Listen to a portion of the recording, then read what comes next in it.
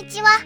今回は筋肉マンパーフェクトオリジン編第10話への視聴者の反応をご紹介します。この動画では最新アニメの視聴者の反応や感想をご紹介しています。みんなの解釈や考察を知るとアニメ視聴の楽しみが増えると思いますので、ぜひ最後までお楽しみください。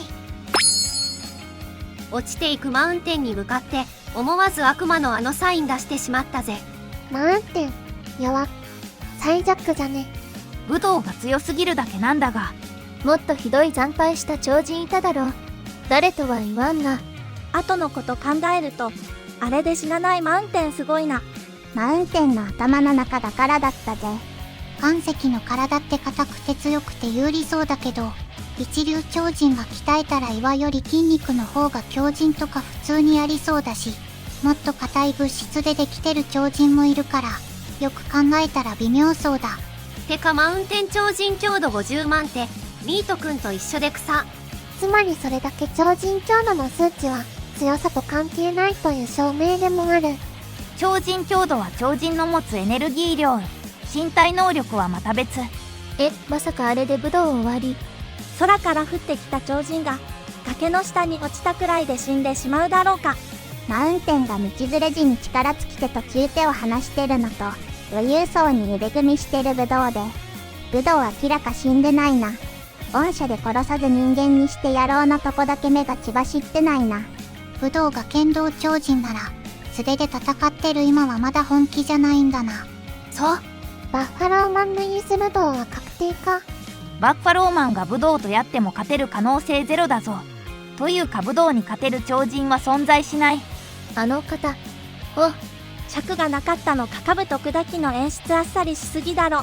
それは正直思った。武道が兜砕きの前に走りながらタトゥーと言ってたのは口癖なのか。悪魔集会の会話結構削られてたな。カーメンの神のお告げカットか。カーメンにお告げくれたのは何の神様なんでしょうね。知性さんとかではないだろうけど。悪魔超人たちの絡みはもうちょっと再現してほしかったが、誰が暫定リーダーだをちゃんとやってくれたのでまだよかった。仮面セリフあってよかったね。いや、7人の悪魔超人ってみんないいやつじゃんかよ。こいつらのどこが悪魔なんだよ。相手を殺すまで戦うところかな。身内では仲いいけど敵対勢力には容赦ないところ。武道とあのお方の仲についてブレようとしたらバッファローマンに遮られたな。あのお方って名前を伏せる必要あんのか。悪魔超人の総帥なんてあの世界の連中なら誰でも知ってるだろう。武道の正体や生死といい、分かっていても付き合ってやるのがマナーだぞ。実際バッファローマンももう察しはついてると思うが、止めた的なこと言ってたし。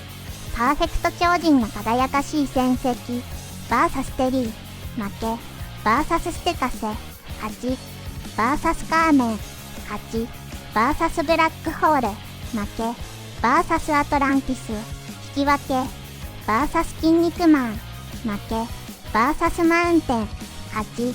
ちょうど五分五分だな。悪役としてはよくやってる方。なおこの後はうちってテリーの日も来たと思ったらマジで令和でも使うんかい。温泉で買収されたのか。ペチペチバッファローマンス。おっさんホイホイが過ぎるぞ。褒め言葉。アトランティスバッファローのやつは家族旅行じゃ釣れねえからな。テリー、タンク、解説、呪いのリングシューズ。靴ひもそうはならんやろ。あの靴ひもはテリーの特殊能力と言ってもいい。そしてバネさん、ここ怒っているところだぞ。なんか変な筋肉毒みたいなんきた。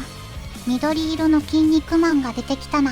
運命のご王子みたいに筋肉マンなんとかみたいな名前なんだろうな。ネメシスってあんなすごい色してたのか。普通に肌色だと思ってた。草尾さんの声を久しぶりに聞いたけど、めちゃくちゃ若いままですごいな。来週は正義軍がやっと揃うのも楽しみ。武道の戦い方が容赦なくて、その部分が兄弟に引き継がれたのがよくわかったよ。マウンテンの声がガチでが大概いい人の声なのでそこもよかった。カヌカさんがマウンテン人間体とインタビュー動画のコメント欄で言われてて笑った。桜木の声、まだまだできただろうな。思ってたよか若かったな。ちなみにマウンテンの声が川田兄弟だったらしい。グリムリパーは中尾流星さんじゃないのか。73歳だぞ。前から出てる作品なら出るだろうけど、新作のアクションものは難しいだろ。しかも長いシリーズだし、武道の声優も時々辛そうだしな。もうすぐ終わるのにパーフェクトオリジンを名乗ってるのが一人もいないというね。いるんだけどね。名乗らなくてもすでにそこにいるわけで。やっと正義超人軍参加か。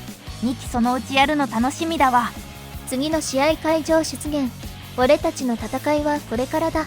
というところでコンクールは終了だな。これは時間を変えて別枠でしれっと2クール目に突入したりしない。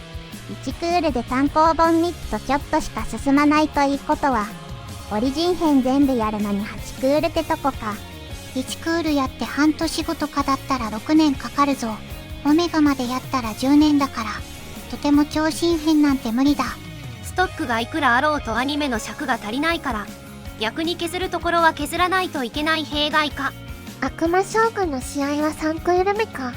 もしかすると再来年あたりになってしまう可能性も。マウンテンの男気で幕からの第2陣登場に、正義超人集結とか激アツでニャガニヤが。ザ・マウンテン VS ストロング・ザ・ブドウ。明らかに強すぎる相手にもなおあのお方のために立ち向かう。最高に男というのを見せてくれた最高の試合だった。最高だったぜマウンテン。そして次回パーフェクトラージナンバーズ第2陣襲来。そしてついに正義超人集結。絶対見逃せねえなこれは。マウンテン、悪魔超人たちとバッファローマンの関係最高すぎんか。また新たなパーフェクト超人が襲来。ネメシスってやつは筋肉マンに似てるのはなんなんや。ついに正義超人が集結。早く続きが見たい。見届けたマウンテン。正義超人とはまた少し違う悪魔超人なりの仲間意識があったことが分かって、マウンテンがどこまでも悪魔超人として武道を道連れにしたのがかっこよかった。テリーマンの靴紐切れるタイミングと勢いがひどすぎて笑った。もう紐がついてるシューズ履くのやめよう。他の試合とは違い、初めから捨て石覚悟で武道と対するマウンテン。悪魔の仲間がかつての好敵手が見守る中で武道と共に谷底へ。その男気見せてもらったぞザ・マウンテン。テリー、まさかてめえのバッファローマンまでも知っているテリーマンのシューズの紐。マウンテン、よく頑張った。散り際に見せた意地。素晴らしかったぞ。あのお方もきっとお喜びに。うわぁ。号泣。回想シーンでもう死んじゃった悪魔超人軍メンバー出てくるあたりからマジ泣きしてた。テリーのシューズの紐切れすぎでわろた。マウンテンは最初から死ぬつもりだったか。ピークアブー正義超人入りっぽくてよかった。そしてようやく職場の自販機に描かれてた謎のパーフェクト超人ネメシスが、誰なんだこいつ。7人の悪魔超人、正義超人以上に大人の友情で結ばれてるんじゃないのか。各人の能力を信じて意志を尊重してるし、仲間を信じて後を託すし、よくやってくれたと心からのねぎらいできるし。ステカセが暫定リーダーって言ったの。たしなめるブラックホールのシーンが入ってるの。ニコニコしちゃった。嬉しい。仲良し悪友感が否めない悪魔超人。マウンテン VS 武道は改めて見ると、柔道 VS 剣道の異種格闘技戦なんだよな。まあ武道の剣道要素は外見だけだが、テリーのシューズの紐はそうはならないだろうってレベルで切れすぎ。第2陣が襲来したところで次回へ。ネメシスの声は思ってたよりも合ってた。やっとおなじみの正義超人復活してくるのか。ラージナンバーズの新しいメンツもなんかやばそう。でもこれ来週でとりあえず一旦クール終了なんだよね。次は年明けとかなのかな。次回予告で一番叫んでしまったんですけど。これほんまに来週で終わるんですか。あかんって。無理やって。来週に豪華キャスト揃ってそれで終わりはあかんって無理やって。これからってところやのに。来週で一旦最終回で分割になるわけやけど、漫画3話でアニメ1話を忠実に守ってたから、このペースを維持するなら、始祖編全部で6クールは必要やぞ。最最後までご視聴いただきありがとうございました。皆さんのご感想や注目ポイント、考察などありましたらコメントで教えていただけると嬉しいです。このチャンネルでは最新アニメのみんなの反応や感想をご紹介しています。